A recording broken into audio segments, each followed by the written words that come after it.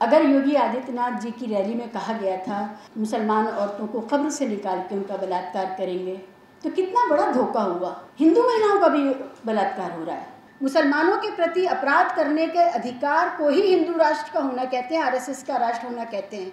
अब नहीं खुल के बोलेंगे तो अगला जो 5 साल आप उन्हें देंगे उसमें क्या होगा। 2014 के बाद का भारत, जो भारत नफरत से पोषित हो रहा है, धर्म के आधार पर, संप्रदाय के आधार पर, जाति के आधार पर, लिंग के आधार पर, भाषा के आधार पर, उसके खिलाफ आवाज उठाना बहुत जरूरी है। 2014 से पहले भी भारत में कोई मुसलमान पीएम, डीएम, सीएम, जीएम ये सब नहीं होते थे। वही लोग थे जो अभी भी होते हैं, उसी समाज से आने वाले होते थे। 2014 के बाद का भारत अगर आपको अलग से चिन्हित करना है तो सिर्फ इस तरह से करिए कि ये आरएसएस का भारत है। आरएसएस का भारत कैसा होगा, कैसा है, कैसा चलेगा, अगर हमें इस भारत को थोड़ा भी समझना है, और ये समझना बहुत ज़रूरी है भारत के हिंदू समाज के लिए। भारत के मुसलमानों को पता था क्या होना है, उन्होंने कमर कसी थी। अब ज़्यादातर महफिलों में हम जाते हैं, मुसलमानों की लिंचिंग इतनी कॉमन प्लेस हो गई है कि कोई उसका जिक्र ही नहीं करता है। कोई वक्ता नहीं बोलता मुसलमानों की लिंचिंग के बारे में, इतना कॉमन है। किसी को ख्याल नहीं आता कि गौ रक्षक के एक झूठे प्रपंच से शुरू हुआ, या कहना चाहिए लव जिहाद के झूठे प्रपंच से शुरू हुआ कार्यक्रम मुसलमानों की हत्या का। अब वो इतना कॉमन प्लेस है कि वो सिंगल कॉलम खबर नहीं है, उसके लिए कोई फेसबुक स्टेटस नहीं लगाता है, उसके लिए किसी भी तरह का कोई जंतर मंतर नहीं है, कोई प्रेस क्लब ऑफ इंडिया नहीं है, कोई गली नहीं है। मुसलमान तो पहले ही समझ चुके थे कि ये होगा, उनके पास रास्ता कोई नहीं है। लेकिन हमें जिनसे उम्मीद थी अब वो भी भूल चुके हैं। अब जो नाराज़गी है व्यवस्था से, वो अपने अपने हिसाब से कि हमें इस व्यवस्था ने किस तरह पीड़ित किया, वो नाराज़गी है। पर पीड़ा वाली कोई बात नहीं है। किसी को वो आरोपी का दुख है, किसी को अग्निवीर का दुख है, किसी को जो भी वादे किए थे 2 करोड़ पर सालाना नौकरी के, उसका दुख है। किसी को इसका दुख है कि हम मोदी साहब के पक्ष में ट्वीट करते थे और जब हमारे साथ ब्रजभूषण शरण सिंह ने अपराध किया तो हमारी सुध नहीं ली गई। तो सबके अपने अपने दुख हैं, और ये बहुत अहम बात है, क्योंकि अभी बात कर रही थी यादव साहिबा और अशोक साहब भी बात कर रहे थे कि बहुत कुछ अच्छा भी हुआ है, या अशोक ने कहा कि बहुत सादा किस्म के शरीफ से लोग घर आते थे, 100 रुपये का चंदा मांगते थे आरएसएस के। मेरा सवाल उन्हीं लोगों से है कि आप आरएसएस से ये पूछिए कि आपका आदर्श भारत कैसा था। आपने हमें जो सपना बेचा था स्वदेश का, और उस राष्ट्र का, हिंदू राष्ट्र का, जहाँ पर हिंदू सुरक्षित होगा, जहाँ पर हिंदुओं के कारोबार सुरक्षित होंगे, जहाँ पर जो भी संसाधन, प्राकृतिक संसाधन हमारे पास हैं भारत के, उनसे ये देश चलाया जाएगा। मैं खुद अपनी रिसर्च के सिलसिले में कई बार केशव कुंज गई हूँ। वहाँ जो लोग वहाँ मिलते थे, बड़े सादे से, झीनी सी सूती बंडी पहने हुए, धोती लपेटे हुए, बेहद ही गहरे जिस्म वाले, सादगी से कुछ काम करते हुए तख्त पे बैठे हुए। लगता था कि ये ऐसा भास होता था कि शायद वाकई देश के लिए 2 कौर कम खाते हैं, इतने ज़्यादा वो देश के लिए समर्पित लगते थे। मगर हुआ क्या है, ये देश, मतलब आप 11% का जो उछाल है आत्महत्याओं में, उसमें अब किसान नहीं है, अब उसमें मध्यम और छोटा व्यापारी है, हिंदू है, उसमें इस देश का युवा है जिसके पास कई बार महंगी इंजीनियरिंग की डिग्री भी है, या आईएएस एस्पिरेंट है। तो ये सारा कुछ जो मलबा है आरएसएस के भारत का, ये किस पर गिर रहा है। मैं सोचती हूँ इसी पर बात हो जाए। तो वादा क्या हुआ था और मिला क्या है, ये जो फ़र्क है। भाषा हमारी चुरा ली गई, हमारे पास जो भाषा थी उसके मायने बदल गए। हर कार्यक्रम सरकार का जो उसको नाम दिया जाता है, आपको लगता है शायद देवों के यहाँ से उतरा हुआ नाम है। दिव्यांग, महिला शक्ति वंदन, अग्निवीर, यू नेम इट, जितने भी नाम हैं योजनाओं के, मगर ढाक का तीन बात कुछ होता नहीं है उसमें, बल्कि वो आप जो था वो छीनने के लिए है। जब हमारे नेता बात करते हैं, भाषण देते हैं इन नामों के साथ में और योजनाओं को, तो पृष्ठभूमि में तो मंदिर के घंटे बजने लगते हैं। इतना सात्विक, इतना दैवीय होता है सब कुछ। मगर जब आप उसको आपको पता है दिव्यांगों के साथ क्या हुआ? खत्म हो गया उनका कोटा नौकरियों में। अग्निवीर के साथ क्या हुआ? जो नौजवान अपने जिस्म को इसलिए तराश रहे थे, संवार रहे थे, मजबूत कर रहे थे कि 18-19 हज़ार रुपये की नौकरी में वो देश के काम आ जाएंगे, उनसे छीन लिया गया। अब कोई वो जो एक्स सर्विसमैन की पत्नियां होती हैं या जो उनका परिवार होता है, और मैं खुद मिनिस्ट्री ऑफ डिफेंस में थे, मेरे फादर, तो हम लोग कैंट में रहते थे, बड़ा प्रिविलेज लगता था। वो सब कुछ खत्म हो गया।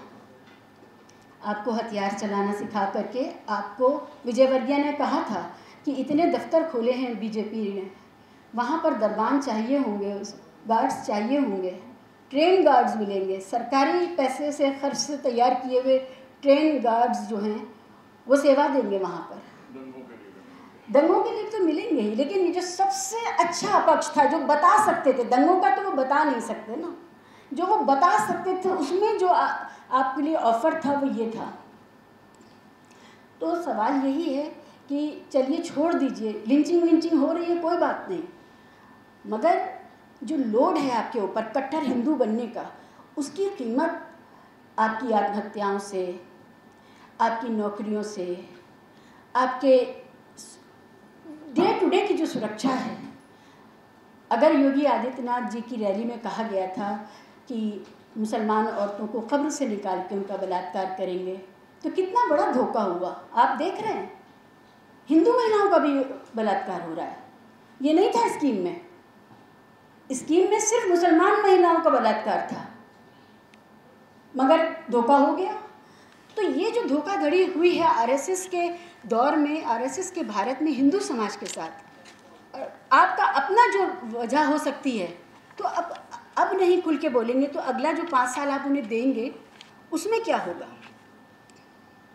मुसलमान की हिंसा, मुसलमान की हत्या तो वैदिक हत्या है, वैदिक हिंसा है अब, जिसके बारे में मीडिया भी चाहता है और व्यवस्था भी चाहती है कि खुल के बात हो, क्योंकि वो अपनी उस कॉन्स्टिट्यूंसी को खुश करना चाहते हैं जिनको उन्होंने और कुछ नहीं दिया है सिवाय अपराध करने के अधिकार के। मुसलमानों के प्रति अपराध करने के अधिकार को ही हिंदू राष्ट्र का होना कहते हैं, आरएसएस का राष्ट्र होना कहते हैं। इसको हटा लीजिए तो क्या मिला है हिंदू समाज को? उसको नौकरी, उसको स्वास्थ्य, उसको किसी भी तरह की सुरक्षा, वो सब खत्म हो गई है।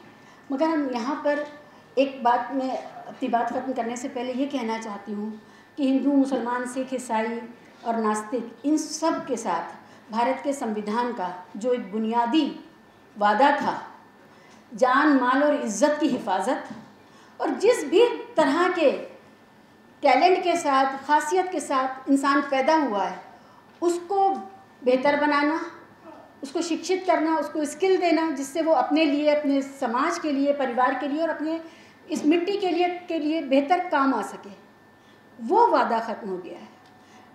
भारत एक टूटा हुआ वादा है आज के दौर में, और आरएसएस के इस भारत को अगली पीढ़ियाँ, अगर हमारे बच्चों के बच्चे हुए तो वो इसी तरह याद रखेंगे कि ये वो दौर था जब संविधान ने जो वादा किया था, जिसके बदले में टैक्स पेयर, गरीब से गरीब टैक्स पेयर, एक इतना बड़ा साम्राज्य राष्ट्र का चलाता था, जिसके पैसों से G20 होता था, जिसके पैसों से 8,000 करोड़ के विमान आते थे, जिसके पैसे से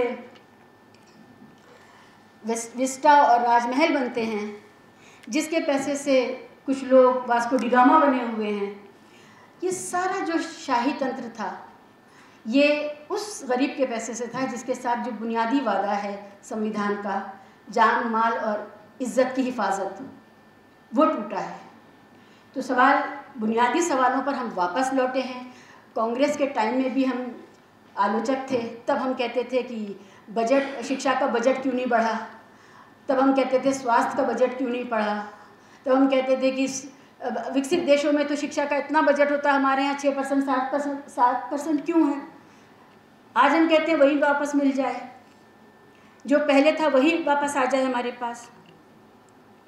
तो इस पूंजीवादी कॉरपोरेट हिंदू राष्ट्र के साथ में जो फाशिज्म, जिसको अब हम कह सकते हैं, जो फाशिज्म के आखिरी पायदान पे खड़ा हुआ है, उसमें 10 साल का ये जो काल है, हम लोगों ने वो दौर नहीं देखा जब आज़ादी की लड़ाई लड़ी जा रही थी और दुर्दांत लोग हम पर शासन कर रहे थे। लेकिन आज सब लोग और आप सब लोगों के बच्चे और उनके बच्चे ये याद रखेंगे कि ये दौर था और कुछ लोग थे जो खड़े हुए थे, जो जेल जा रहे थे। इसी के साथ मैं अपनी बात समाप्त करती हूँ। इंडिया अ ब्रोकन प्रॉमिस भवन में भी किए जाने लगे हैं। रमेश बिधूड़ी के मुख से हमने वो सब शब्द सुने।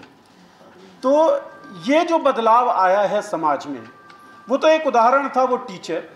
उसके अलावा हम समाज के हर जगह पर ये चीज़ें देख रहे थे, हमारे परिवारों में, हमारे पड़ोस में, हमारे गांव में, हमारे दोस्ती यारी में इस तरह की बातें, चाहे सांप्रदायिक बातें हों, चाहे जातिवादी बातें हों, चाहे अनसाइंटिफिक जो बातें हैं वो बातें हैं, वो घर करने लगी थी। तो पॉलिटिक्स को ऐसा लगता है कि इन तमाम बातों के खिलाफ खड़े होना ज़रूरी है, क्योंकि अगर हम खड़े नहीं होंगे तो मुल्क बचेगा नहीं। ये देश किसी एक व्यक्ति का, किसी एक संगठन का या किसी एक तबके का नहीं है। ये देश हम तमाम नागरिकों का है और इसलिए अगर इस देश पे कोई भी अन्याय हो रहा है या इस देश के चरित्र को बदलने का कोई भी प्रयास हो रहा है तो हमको बदलने का प्रयास हो रहा है। और जो हमारी विरासत रही है प्रेम की, हमारी विरासत रही है शांतिपूर्ण सह अस्तित्व की, उसके बदलाव का ये प्रयास है। तो वो बदलाव हम ना होने दें, ये हमारी जिम्मेदारी है और पॉलिटिक्स इस जिम्मेदारी का निर्वहन कर रहा है, कोशिश कर रहा है कि करे। इसलिए हमें लगता है कि इंडिया आफ्टर 2014, जिसमें पत्रकारों को यह आज़ादी नहीं है कि वो खुलकर पत्रकारिता कर सकें, वो सवाल पूछ सकें, साहित्यकारों को यह आज़ादी नहीं है कि जो सच था वो सच वो सामने ला सकें। 2014 के बाद का भारत, जो भारत नफरत से पोषित हो रहा है, जो भारत धर्म के आधार पर, संप्रदाय के आधार पर, जाति के आधार पर, लिंग के आधार पर, भाषा के आधार पर केवल और केवल जो विभेद हैं उसकी खाइयों को भर रहा है, बढ़ा रहा है, बेसिकली भर नहीं रहा है, बढ़ा रहा है, उसके लिए आवाज़ उठाना, उसके खिलाफ आवाज़ उठाना बहुत ज़रूरी है। और मुझे लगता है कि इस तरह के कार्यक्रम में इस तरह की आवाज़ उठती हैं, इसलिए पॉलिटिक्स इस कार्यक्रम का हिस्सा है और हम हमेशा इस कार्यक्रम का हिस्सा रहेंगे। नेशनल दस्तक की आपसे गुजारिश है कि अगर इसको बचाना चाहते हैं तो नेशनल दस्तक को सब्सक्राइब करने के लिए रेड कलर के सब्सक्राइब बटन को दबाएं, फिर बेल आइकन की घंटी दबाएं। नेशनल दस्तक को बचाने के लिए बहुत जरूरी है कि हर खबर को शेयर करें, लाइक करें, कमेंट जरूर करें।